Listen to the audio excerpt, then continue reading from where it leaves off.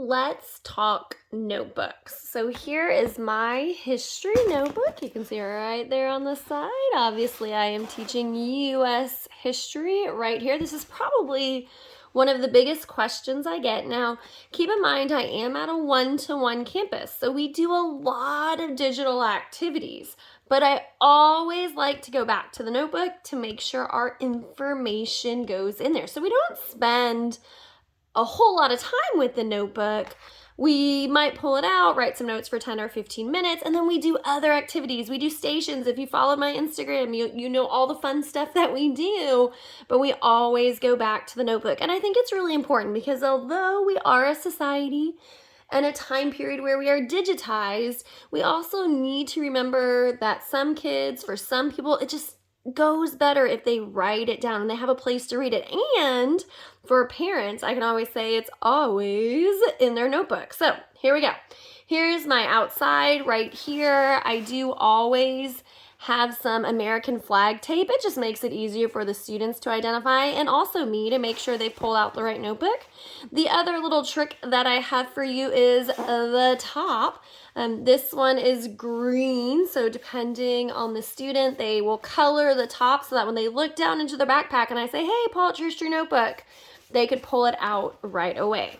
So right there, sometimes we do a cover, and if the students do a cover, then I'll put it on there and I'll put actually packing tape over it to, make it hard for them. But this one we did not do a cover this year. All right, I'm gonna go ahead and open it, and what you'll notice right away is on my cover, I have two envelopes. One for us is our pocket constitution that we use. I don't give it to them until we do our government unit, but our pocket constitution right there. This year, the constitutions that we got were a little bit bigger than past years, so they had to go up and down. And then I have another pocket that we use for index cards, flashcards, things that students want to make right there. And so they just go ahead and we just glued them in there, not stick glue, no stick glue. I love regular glue. It tends to work better, it stays. So that's why I use regular glue and it goes right in there. Sometimes students, if they have a plastic cover, will tape it with packing tape right around for them. All right, obviously my first page is going to be my name page. Please make sure students do this because if something happens and they lose it, they drop it, it can always make sure we get it back to them. They leave it in the classroom. I make them do their class period they have me, who their teacher is, and then what room number we're in. You'll notice as a teacher, I am gonna date most of my pages. I do try to remind myself to date them on when we did them for that year. It reminds me. You'll notice I have these tabs sticking out. These are my unit pages. Every time we start a new unit for our American history class, they are going to glue in a unit page, and I'll show you that for us. All right, so I open it up. Now, I start right away with a unit. Some people like to do a table of contents. That is up to you. I am not good at keeping up with the table of contents. My deal is glue it on the next page. Just keep going. And so that makes it easy for me to do. If you like doing a table of contents, leave a few pages, do it there. For my units, every student, when we start, they get these two pages. They get what we call a passport of knowledge. It goes on our left so that it can be opened up just like that. And then they get a unit page. We glue the unit page in on the right because we have this tab right here that sticks out. You'll notice my tab, I also, as the students are cutting and gluing, I will walk around handing out packing tape, and so that just makes it so it's not going to break on them. And they go ahead and they glue it in there. It gives them a due date when I think we're going to be done with the unit. And I tell them when they get these pages, these are due on this due date right there, okay? That is expected that the next day we are going to be taking our common assessment. These are our review for the test. Don't ask me for a review. I give it to you before we even start. I tell parents, hey, they can already be studying from the moment we start the unit. They are expected, as we are learning, to go through and fill in their study guide, their passport. The other thing that I do, and the reason we call it a passport, is because I really do need to make sure my students know it, and I need to check for their understanding. So they have to earn stamps, and once they fill in a row, they'll bring me their notebook. I will ask them any question. I can ask it in any sort of way I want and to see if they can answer it, and I'll add on to it to make sure that they really understand the content. And that has helped me tremendously with knowing what my students know, what they need help on. All right, so this is my first unit, my exploration and colonization unit. One thing you will notice as the teacher, besides dating it, I also add notes to it of what we did and how we did it. Sometimes I'll add notes of how to make it better so that the next year when I'm going through my notebook on what we need to do, I have that there for me. So sometimes I use Post-it notes, sometimes I write it in there. And so here we go. You'll notice we have lots of timelines, lots of maps. I say, hey, that was teacher-led. Maybe it was student-led, things like that right there. The activity, it was a Google Slide activity, how long it took us, things like that. Once again, teacher-led, my time frame. You'll notice a lot of people ask me about Mapping Monday and Timeline Tuesday. We write it right into our notebook. As the year goes on, we'll actually turn to go across 2 pages for students, but we do it right in our notebook so that they always have it. The other thing you'll notice from me is I do some fill-in-the-blank notes. Do I do it on absolutely everything? No, we do have some notes that we write out, but especially this year, I wanted to have fun. I don't want to miss out on the engagement, on the stations, on the fun lessons. And so I kind of switched. And so we do these fill-in-the-blank notes where we'll be going through something. We'll be going through information. We did stations. Right there it says, from our museum stations. We spent 2 or 3 days on museum stations. And then the next day they came in and we said, okay, let's go over that information and let's see what you could fill in. And I had a word bank up on the board. Let's see if we can go through it. Let's ask our questions now. And so it was a great way for me to check them and to also make sure that they had that information in there. Also, I love to use any sort of mnemonic or acronym. So for our colonies, we use PERS, political, economic, religious, and social. And I like to use different colored paper for them.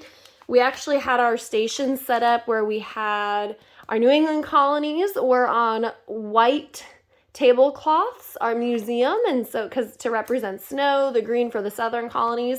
I actually think we did our middle colonies on blue, but I might not have had blue paper right then, so that's why they got the yellow right there. And so you can see those fill-in-the-blank notes. Then they would have taken their exam on that around that time period, and then the next unit, we start off right away with our passport and our unit page. You can see that right there.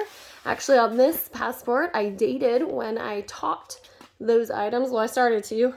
Guess I got a little lazy over there, but that's okay.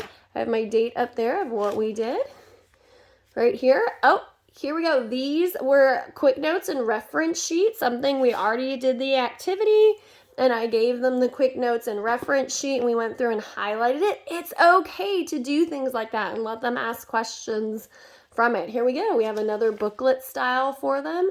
Some fill in the blanks, some with questions. It is okay to do stuff like that.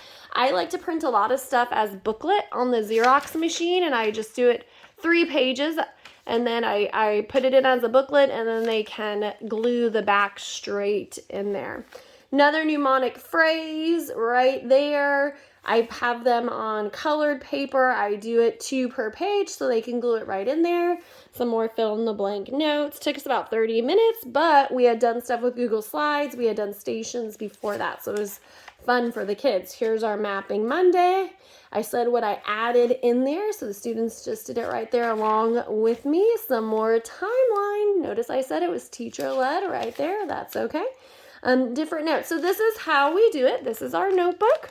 For them to use, for them to go back and study. When we do STAR, it's super easy. We just pull our notebook out. There's our V for the revolution.